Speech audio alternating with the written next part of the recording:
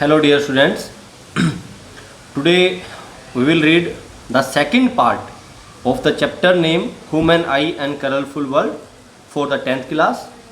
और आज की इस वीडियो के लिए हमारा जो सबसे पहला टॉपिक रहेगा वो है refraction of light through glass prism. Prism में से प्रकाश का अपवर्तन। इसके लिए हम क्या करते हैं, मैंने सबसे पहले क्या किया, जो प्रिज्म का फ्रंट फेस होता है इसको बनाया। यहाँ पर प्रिज्म का सेंटर हम लेते हैं।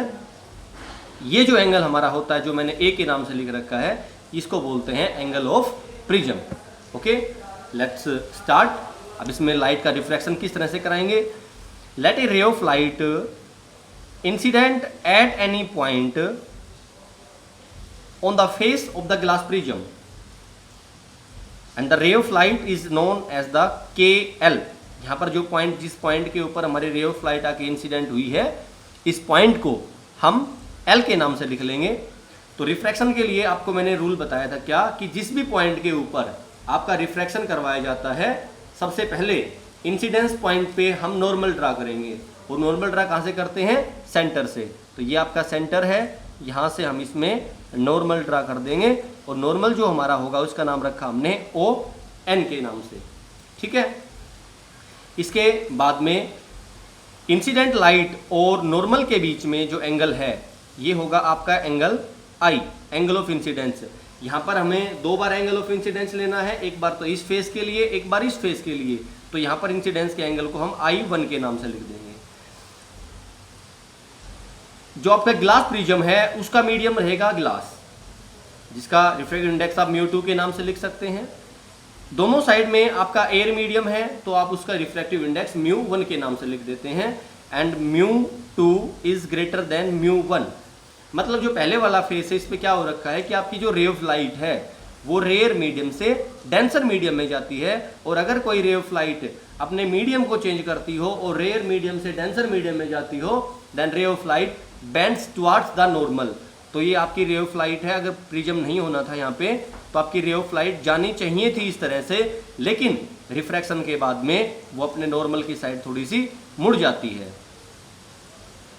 जब तक इसका मीडियम दोबारा से चेंज नहीं होगा तब तक ये स्ट्रेट लाइन में ट्रेवल करेगी। ये इस लाइन से मैंने इसको दिखा रखा है। यहाँ पर ये जो हमारा एंगल होगा, इस एंगल का नाम क्या हो गया, R1। क्लियर। एक बार फिर से रिफ्रैक्शन होगा इस मीडियम के थ्रू, क्योंकि एक बार फिर से आपकी रे ऑफ लाइट मीडियम को चेंज करेगी। तो यहाँ से हमने एक बार फिर से यहाँ नॉर्मल ड्रा कर देते हैं, ये कर दिया। क्लियर। ये करने के बाद में यहाँ पर ये जो एंगल बनेगा, इस एंगल का नाम क्या लिखेंगे, I2 के नाम से। अब की बार आपकी रे ऑफ लाइट है वो डेंसर मीडियम से रेयर मीडियम में जाती है। और अगर आपकी रे ऑफ लाइट डेंसर से रेयर में जाएगी तो इसका बैंड, ये बैंड किस तरफ होगी, अवे फ्रॉम द नॉर्मल। तो आपकी रे ऑफ लाइट है वो अपने नॉर्मल से दूर मुड़ जाती है और इस साइड में आ जाती है। यहाँ पर ये जो एंगल होगा, इस एंगल को आप R2 के नाम से भी लिख सकते हैं। इस एंगल को वैसे डिनोट करते हैं E से, और E का मतलब क्या होता है, एमरजेंट एंगल। और हिंदी में इसको क्या बोल लेंगे, निर्गत कोण। ठीक है। जो आपकी फाइनली रिफ्रैक्टेड लाइट है जो आपके प्रिज्म से बाहर गई है, अगर इस रे ऑफ लाइट को हम पीछे की साइड में बढ़ाएं थोड़ा सा, तो ये आपकी पहली जो रे ऑफ लाइट है जो जानी चाहिए थी उसको एक पॉइंट के ऊपर काटती है। और यहाँ पर इन दोनों के बीच में यहाँ पर ये जो एंगल बनेगा, इस एंगल का नाम लिखते हैं डेल्टा, और इसका नाम होता है एंगल ऑफ डेविएशन। हिंदी में इसको बोलते हैं विचलन कोण। देखिए, इस डायग्राम के बिहाफ के ऊपर आप एक क्वेश्चन का आंसर कर सकते हैं कि आपका जो प्रिज्म है वो भी ग्लास से बना हुआ है, आपकी जो स्लैब है वो भी ग्लास से बनी हुई है। लेकिन जब एक व्हाइट लाइट को प्रिज्म के अंदर से पास करवाया जाए, एक व्हाइट लाइट को प्रिज्म के अंदर से पास करवाया जाए तो उसका स्पेक्ट्रम बन जाता है। स्पेक्ट्रम बनने का मतलब क्या होता है कि जो आपके 7 कंजुगेटिव कलर्स हैं उसके अंदर वो बट जाती है। लेकिन जब उसी रे ऑफ लाइट को ग्लास स्लैब के अंदर से पास करवाया जाता है तो आपका स्पेक्ट्रम नहीं बनता है। उसके पीछे वजह यह है कि जब हम ग्लास स्लैब की बात करते हैं तो ग्लास स्लैब के अंदर आपकी रे ऑफ लाइट जितने डिग्री एंगल से एंट्री करती है उतने डिग्री एंगल से उसको छोड़ के बाहर निकल जाती है। मतलब यहाँ पर ये जो आपकी दोनों रे ऑफ लाइट हैं इन दोनों के बीच में आपका जो एंगल है वो 0 डिग्री होता है, आपस में पैरेलल होती हैं, और इसी वजह से आपका जो ग्लास स्लैब है वो एक वाइट रे ऑफ लाइट को 7 कंसेक्यूटिव कलर्स के अंदर डिवाइड नहीं कर पाती, लेकिन ग्लास प्रिज्म उसको अच्छी तरीके से कर देता है। नेक्स्ट जो हमारा टॉपिक रहेगा वो आपके कलर्स के बारे में ही है। देखिए ध्यान से, ये जो ऑर्डर है आपका डाउनवर्ड से अपवर्ड में, इसको हम कह सकते हैं कि ये आपका इंक्रीजिंग ऑर्डर ऑफ वेवलेंथ, तरंगदैर्घ्य का बढ़ता क्रम है।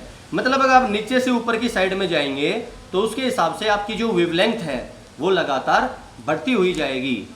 ठीक है, नेक्स्ट टॉपिक, नेक्स्ट जो काम हमारा होगा वो है प्रकाश का प्रकीर्णन, जिसको हम स्कैटरिंग ऑफ लाइट के नाम से जानते हैं इंग्लिश में।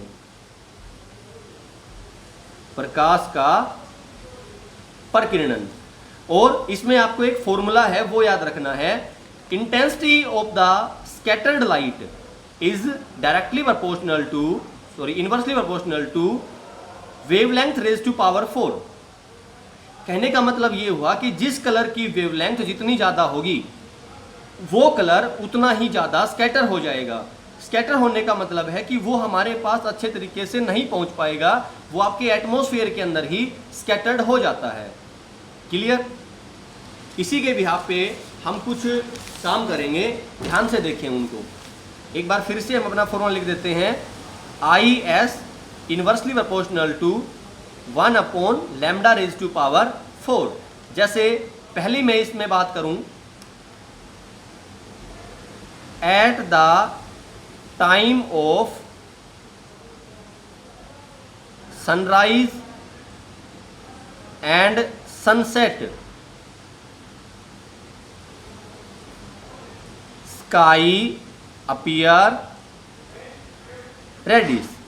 जब आपका काम हो, मतलब टाइम हो सूर्य के उदय होने का और सूर्य के अस्त होने का, उस टाइम पर आपका जो आसमान है वो हमें लाल रंग का दिखाई देता है।